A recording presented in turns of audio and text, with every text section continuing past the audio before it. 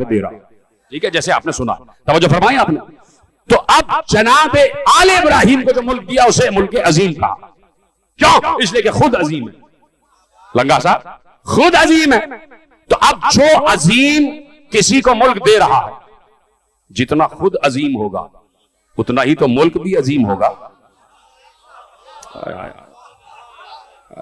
دیکھیے, اس بات کو اگر کوئی تسلیم نہ کرے تو ہونا یہ چاہیے تھا کہ اگر آل ابراہیم کی وسعت کے مطابق ملک دیتا تو اسے ملک ابراہیم کہتا, ملک آل ابراہیم کہتا. ملک آل ابراہیم نہیں کہا, اس نے کہا ملک عظیم. میں عظیم جو دے رہا ہوں وہ ملک بھی عظیم. تو اب جملہ آہستگی سے کہہ رہا ہوں, سمجھ میں آ جائے تو بتانا. جو ملک اللہ جیسا عظیم آل ابراہیم کو دے رہا ہے تو جتنا لامحدود وہ خود ہوگا اتنا ہی لامحدود اس کا ملک, اتنا ہی لامحدود اس کا ملک. اور یہ کیسے ہو سکتا ہے؟ چپکے سے کہہ رہا ہوں, یہ کیسے ہو سکتا ہے کہ اللہ کسی محدود کو اپنا لامحدود ملک دے دے؟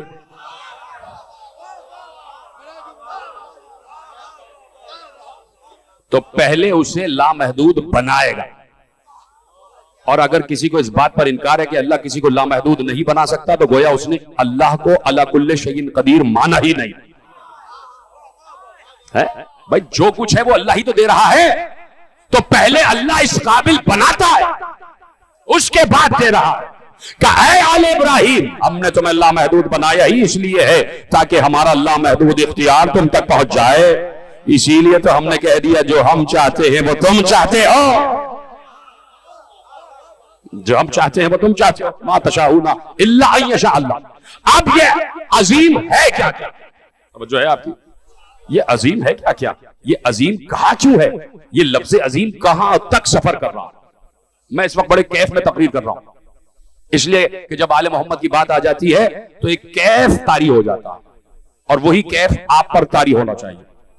میرے ساتھ میرے دل کی کیفیتوں کو سمجھتے ہوئے, میرے دل کی دھڑکنوں کو اپنے دل کی دھڑکنوں سے ملاتے ہوئے سنیں گے تو آپ پر وہی کیف طاری ہو جائے گا جو اس وقت مجھ پر ہے.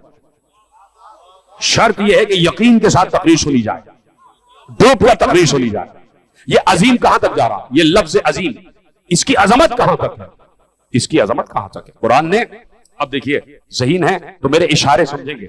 اب آپ کی ذہانت و فراست کا امتحان ہے کہ یہ عظیم, یہ ملک عظیم ہے کیا کیا, اور اس کا اختیار کہاں تک پھیلا ہوا ہے, اس کی وسعت کہاں تک ہے, اس کی لامحدودیت کیا ہے. تیار ہے سننے کے لیے؟ اب جہاں جہاں میں آپ کو لفظ عظیم تک لے آؤں, سمجھ لینا وہ اختیار آل ابراہیم کے پاس ہے. سورہ اعراف میں کہا انی اخاف علیکم عذاب یوم عظیم. نوح کہہ رہے ہیں اپنی قوم سے کہ میں تمہارے لیے یوم عظیم سے ڈرتا ہوں. قیامت کو اللہ نے یوم عظیم کہا, اس کا مطلب ہے قیامت کا اختیار بھی ملک عظیم میں ہے اور ملک عظیم آل ابراہیم کے پاس ہے. جیتا رہے سلامت رہے, جیسے آپ نے سمجھا. قیامت کو اللہ نے یوم عظیم کہا, وہ عظیم یوم جسے قیامت کہا. کچھ بھی کہہ سکتا تھا, صرف یوم ہی کہہ سکتا تھا, صرف یوم اعلیٰ کہہ سکتا تھا. یوم دین تو کہہ چکا بھائی, یوم الدین تو کہہ چکا, اب یہاں یوم عظیم کیوں کہہ رہا ہے؟ اس کا مطلب ہے بتانا چاہ رہا ہے قیامت کا دن عظیم ہے, میں بھی عظیم ہوں, آل ابراہیم کا ملک بھی عظیم ہے. اب اگر بخشش مانگنا ہو تو ہم سے نہ مانگنا, جنہیں ملک دے دیا ہے ان سے مانگ لینا. آپ میں سے کچھ لوگ خاموش ہو گئے. دیکھیے بہت بڑا نام ہے, بہت بڑا نام.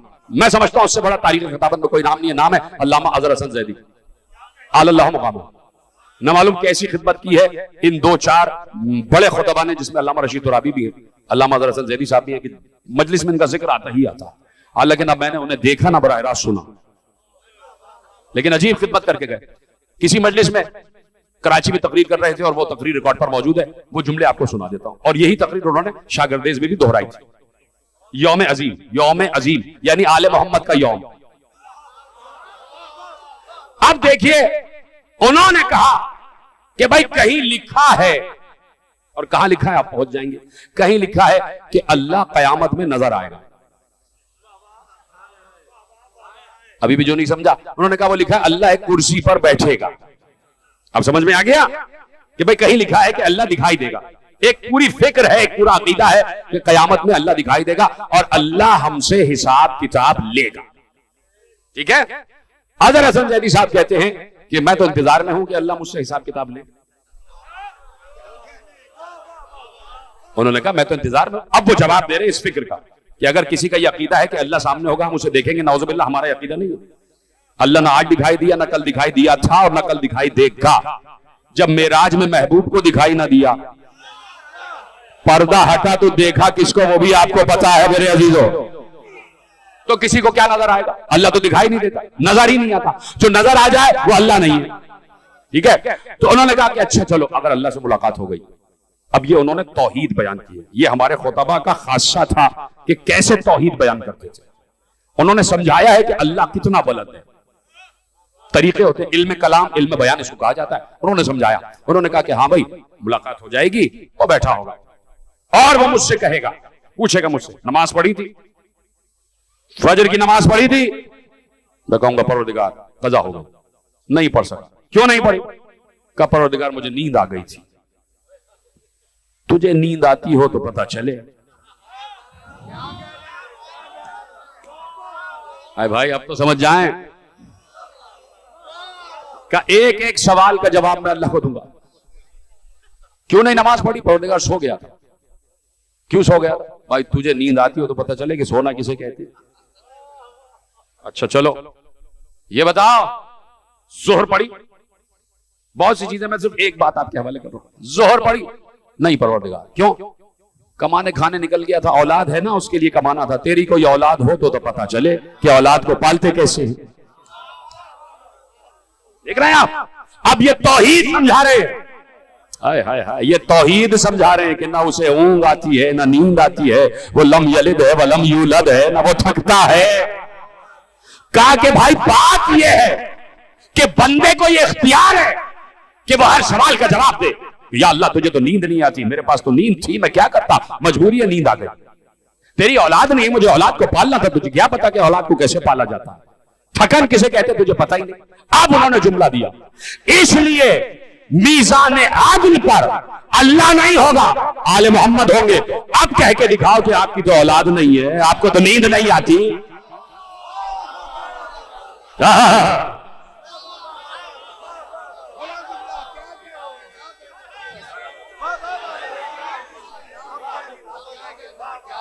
پہنچ گئے نا بات آپ تک. سبحان الذی بیدہ ملکوت کل شیء. اس سے پہلے کی آیت کیا ہے؟